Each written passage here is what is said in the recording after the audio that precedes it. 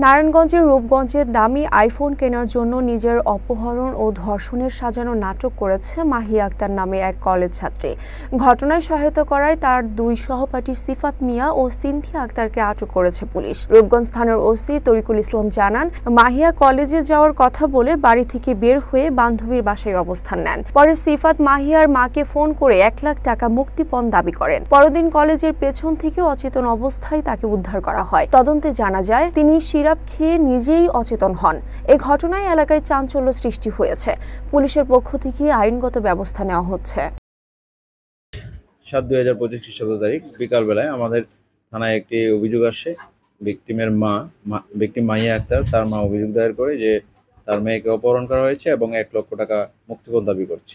এই অভিযোগের প্রেক্ষিতে আমাদের থানার সাব ইন্সপেক্টর করিমকে অ্যাসাইন করা হয়। সে বিভিন্ন জায়গায় অভিযান পরিচালনা করে, কিন্তু ভিকটিমকে উদ্ধার করা সম্ভব হয় নাই। পরের দিন সকালবেলায় অনুমান 11 ঘটিকার দিকে মোরাপাড়া কলেজের পিছন থেকে ভিকটিমকে মুমূর্ষ অবস্থায় উদ্ধার করা হয় এবং তাকে হাসপাতালে নেওয়া হয় এবং শাহবাজপুর হাসপাতাল থেকে তাকে ঢাকা মেডিকেল কলেজ হাসপাতালে ওসিসিতে প্রেরণ করা হয়। ভিকটিমের এখনো পরীক্ষা নিরীক্ষা চলছে, মেডিকেল পরীক্ষা চলছে।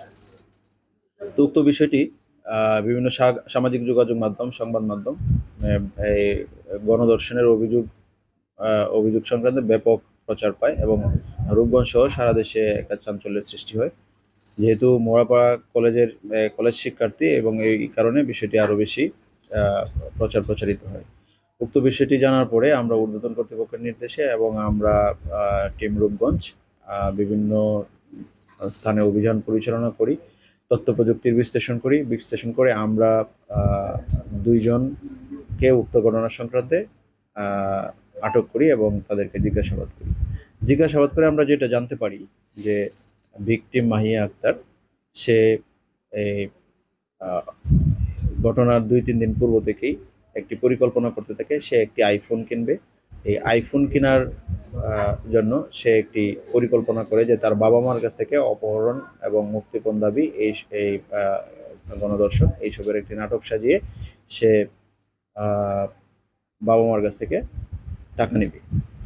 তো উক্ত পরিকল্পনার অংশ হিসেবে সে তার কলেজেরই সহপাঠী বন্ধু সিফাত এবং আরেকজন সহপাঠী সিনথিয়াকে সে বিষয়টি শেয়ার করে এবং তাদের মাধ্যমে পরিকল্পনা বাস্তবায়নের অংশ হিসেবে ঘটনার দিন সে 12টার পরে সে বাসা থেকে বের হয়ে প্রথম সে নিজেই ফোন দিয়ে মাকে টাকা দাবি করতে থাকে, বলে যে আমাকে অপহরণ করা হয়েছে, আমাকে মারপিট করছে,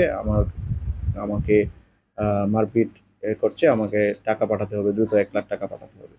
এবং পরবর্তীতে ওই ভিকটিমের যে সহপাঠী সিফাতকে দিয়েও ফোন করায় এবং তার সম্ভ্রমহানি করা হবে, তাকে গণধর্ষণ করা হবে, এইসব কথাবার্তা বলার পরে সে সারাদিন বিভিন্ন জায়গায় ঘোরাফেরা করে এবং রাতের বেলায় সে তার বান্ধবী সিনথিয়ার বাসায় অবস্থান করে। পরের দিন সকালবেলায় সে মোরাপাড়া কলেজের পিছনে সে এবং তার এই 2 বন্ধু সহ সেইখানে আসে।